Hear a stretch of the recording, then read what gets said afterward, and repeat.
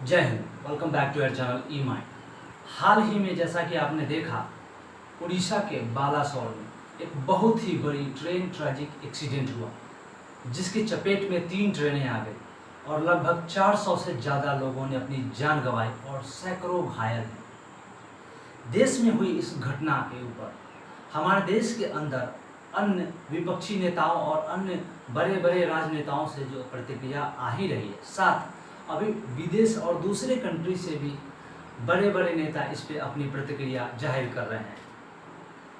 रूस के प्रधानमंत्री व्लादिमीर पुतिन ने अपनी ट्वीट में प्रधानमंत्री नरेंद्र मोदी को संवेदना जताते हुए कहा है कि देश में हुए इस भयानक घटना और लोगों ने जो अपनी जानें गंवाई हैं, उनके साथ, उनके परिजनों के साथ दूसरे कंट्री और हम हमेशा उनके साथ हैं। साथ ही पाकिस्तान के प्रधानमंत्री ने भी संवेदना जताई है। जापान के प्रधानमंत्री योशिहिदे ने भी अपने ट्वीट में संवेदना जताते हुए लिखा है। यहाँ तक कि तुर्की के प्रधानमंत्री मुस्तफा कमाल ने भी देश में हुई इस घटना के ऊपर संवेदना जताई है। आखिर इस हादसे की क्या है वास्तविकता? उड़ीसा इस रेलवे के मुताबिक सबसे पहले हावड़ा चेन्नई कोरोमंडल एक्सप्रेस एक मालगाड़ी से टकराई और उसकी कुछ डिब्बे पटरी से नीचे उतर गए। उसी दौरान दूसरी तरफ से आ रही Yesvantpur Howrah super fast express उस डिब्बे से जाकर के भिड़ गई और ये एक बहुत ही भीषण हादसा में बदल गया। इसमें 3 ट्रेनें आपस में एक दूसरे के चपेट में आई, जिसमें अभी तक लगभग 400 से ज़्यादा लोगों की मौत हो चुकी है और सैकड़ों लोग घायल हैं। हादसा के तुरंत बाद ही रेलवे के द्वारा और वहाँ की उड़ीसा पुलिस के द्वारा और एनडीआरएफ की टीम इसके रिकवरी में लग गई और साथ ही रेलवे की तरफ से तुरंत ही हेल्पलाइन नंबर जारी किया गया 0442535477 तुरंत ही जारी कर दिया गया हेल्पलाइन।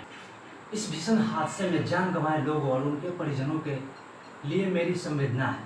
मरने वाले को तो वापस नहीं लाया जा सकता है, लेकिन इस मुश्किल की घड़ी में उनके परिवार के साथ संवेदना व्यक्त करना, उन्हें मदद करना, ये एटलीस्ट पॉसिबल है और गवर्नमेंट, भारत सरकार ऐसा ही कर रही है।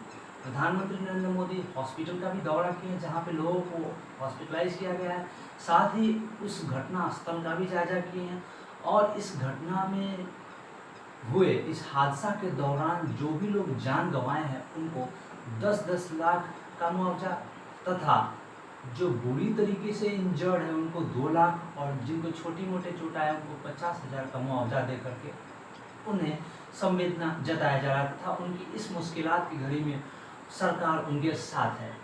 साथ ही इन पैसों और मुआवजे से उन लोगों को वापस तो नहीं लाया जा सकता है, लेकिन एटलीस्ट इस मुश्किलात घड़ी में उनके परिजनों को संभालने में कुछ तो सहूलियत होगी और कुछ तो उन्हें मदद मिलेगा।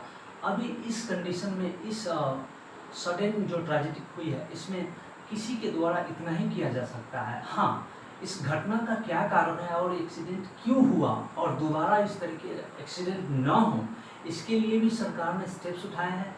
एक उच्च स्तरीय कमेटी का गठन किया गया है जो बहुत ही गहराई से इसका इन्वेस्टिगेशन, जांच पड़ताल कर रही है और अगली बार से, नेक्स्ट टाइम से फ्यूचर में इस तरीके की घटना न घटे और लोगों को अपनी जानें न गंवानी पड़े, लोग ट्रेन में ट्रैवल करते समय अपने आप को सुरक्षित महसूस करें, इस पर भारत सरकार कार्यरत है। और मुझे उम्मीद है कि भारत सरकार और उड़ीसा सरकार दोनों एक साथ मिल करके इस ट्रेजेडी से तुरंत ही उबरेंगे और दोबारा फ्यूचर में इस तरीके की घटना न हो, ये सुनिश्चित करेंगे। मैं दोबारा से उन परिजनों के लिए ऊपर वाले से दुआ करता हूँ और उन परिजनों की इस मुश्किलात की घड़ी में संभलने की भगवान उनको शक्ति दे। जय हिंद।